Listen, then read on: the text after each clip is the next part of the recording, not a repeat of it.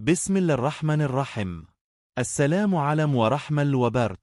آج ہم ایک ایسے موضوع پر گفتگو کرنے جا رہے ہیں جس کی تلاش ہر انسان کو ہوتی ہے، اور وہ ہے دل کا سکون۔ دنیا میں ہر شخص سکون چاہتا ہے۔ کوئی دولت میں سکون ڈھونڈتا ہے، کوئی شہرت میں، کوئی رشتوں میں اور کوئی تنہائی میں، لیکن حقیقت یہ ہے کہ اصل سکون صرف اللہ تعالیٰ کی یاد میں ہے۔ اللہ پاک قرآن مجید میں فرماتے ہیں، الا بذکر اللہ تطمن القلوب، ترجم سن لو۔ اللہ کے ذکر ہی سے دلوں کو سکون ملتا ہے۔ آج کا انسان بظاہر بہت ترقی کر چکا ہے، لیکن اس کے دل کے اندر بے چینی، پریشانی اور خوف بڑھتا جا رہا ہے۔ ہر طرف شور ہے، مصروفیات ہیں، مقابلہ ہے، لیکن سکون نہیں، کیونکہ ہم نے اپنے دل کو دنیا کے حوالے کر دیا ہے، جبکہ دل کا تعلق اصل میں اللہ سے ہے۔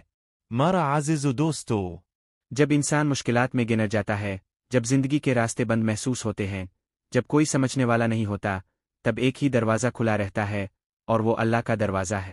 اللہ اپنے بندوں کو کبھی اکیلا نہیں چھوڑتا۔ وہ ہماری ہر خاموش دعا سنتا ہے، ہر آنسو کو جانتا ہے، اور ہر درد سے واقف ہے۔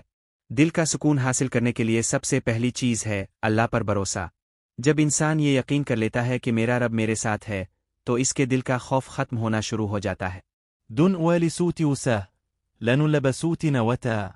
حضرت محمد صلی اللہ علیہ وسلم کی زندگی ہمیں یہی سبق دیتی ہے۔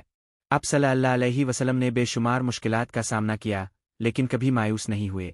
طائف کے میدان میں پتھر کھائے، اپنوں کی مخالفت دیکھی، مگر پھر بھی اللہ سے تعلق مضبوط رکھا۔ یہی تعلق اب کے دل کا سکون تھا۔ آج اگر ہمارا دل بے چین ہے، تو ہمیں اپنے رب کی طرف لوٹنا ہوگا۔ نماز کو اپنی زندگی کا حصہ بنانا ہوگا۔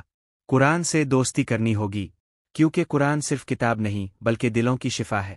کبھی رات کے آخری پہر اٹھ کر اللہ سے بات کرے، تہجد میں اپنے دل کی بات اللہ کو بتائے۔